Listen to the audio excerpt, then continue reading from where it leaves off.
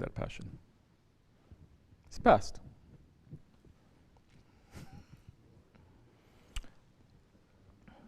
You first fall in love. Say you get married. Islamically, you get married first, huh? And you fall in love. Oh, passion, isn't it? Then later, did that passion stay? No, it's going to pass. But the passion is not disappearing, it's transforming. It's becoming something else. It cannot just be passion. Because a passion by itself also is a very low level station. It's just about you feeling good. Just about you feeling good. It's not really about the work too. It's not about others. It's not about all. It's about you feeling good. Understand? So it's still very low level. It is still about you. It's not about the one that you're serving.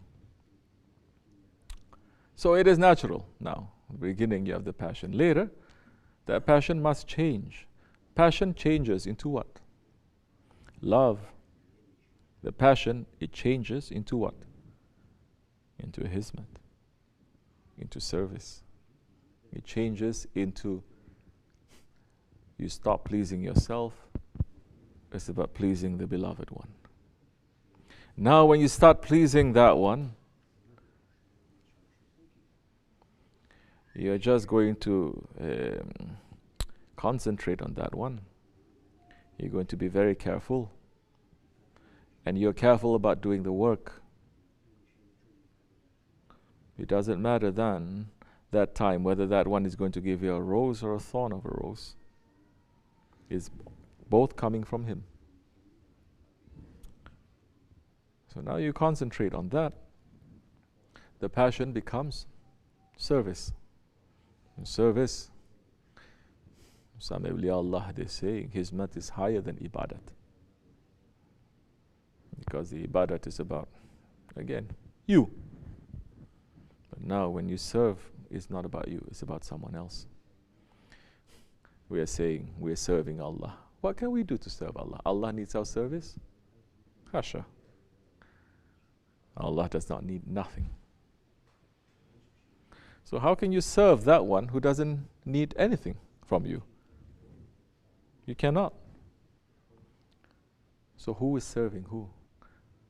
Allah is not in need. We are in need. Always. Who is serving us? Who is making us to have what we need? Who is giving? Who is the most generous? Allah. So now don't try to regain that passion. Concentrate on the work and doing that work well. That passion may come. Passion comes and goes.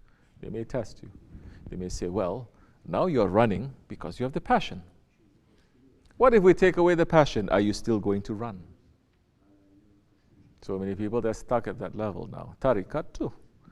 First they're running. Then later when we say, okay, now the real training starts, we're not going to praise you so much. We're not going to boost you so much.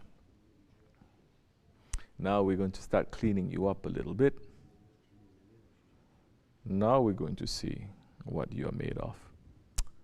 We already know what you're made of. Now you are going to see what you are made of. Now we are going to see what we are made of. We are going to see what our strengths, what our weaknesses, what our illusions and our delusions. Keep serving. Later, that may come. And when that comes, it is beyond passion now. Now, that one becomes,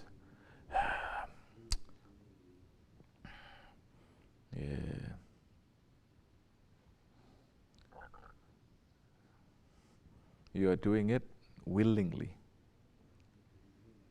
Willingly. Voluntarily. Not because they're going to give you something in return. They're going to give you a good feeling in return. No. you do it willingly. Then once you are there, be happy. Because Allah is saying, and when my servant does voluntary actions, worship to me, I will be his eyes that he sees with, his ears that he hears with, his tongue that he speaks, his hand that he touches, his feet that he walks. That is the only time. Before that is obligation. Servant becomes beloved to Allah because he fulfills his obligation. But when he does it voluntarily, when there is no obligation, when there is no business transaction, I do this, I'm going to get this. I do this worship, I'm going to get so much sawab. It's not about that anymore. It's about you voluntarily, willingly doing it, regardless. Then that's the time you're on the way to becoming a servant of Allah. Before that, you're not a servant to Allah. You're a partner. You are a shirk to Allah. You're a business partner. You know, business is also called what? Sharikat, right? Because you say, okay, I do this, you give me this. I do this much, you give me this. You understand? Now, beyond that, you say, I'm not interested. I'm not making partnership with you. We're not business partners. Like one day, Nasruddin Hoja,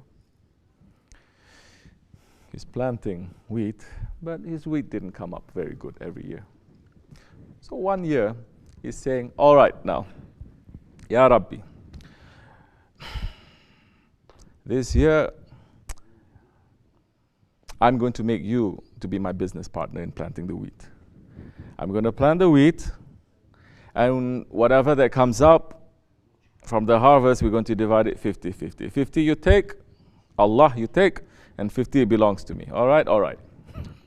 So he planted. And that year, so much wheat came. Of course, you have the best partner. Allah. So the wheat came. So he harvested. He's putting one pile like this and another pile like that, dividing it. Two separate piles equal. So now Nasir Hoja sitting there, looking at piles and saying that, MashaAllah, thank you, Ya Rabbi. You're a very good business partner. My pile is here, this is your pile, but I mean, what are you going to do with so much anyway? You are Allah, you don't need so much wheat. So let me just take a little bit. I'm going to put it over here because I need it. I'm in need. You are not in need. Alhamdulillah. Then after a while, he's thinking, well, you don't need this much too. Let me also take a little bit more. And later he saw that and he says, you know what? Let me take, before he could finish it, suddenly big clouds started entering. Big thunderstorm entering. And the wind started blowing. And the wind blew and the thunderstorm now, the typhoon came and sucked up all his wheat now. And then the thunder came down. Lightning came down. So Hoja is saying, okay, that's enough already. You took everything, you don't have to put the flashlight to check to see whether there's anything left or not.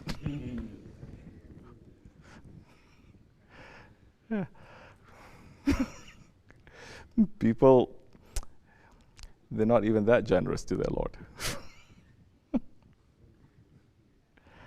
May Allah make us to become sincere in our service. He is the most generous. He gives. I mean, Allah tawfiq.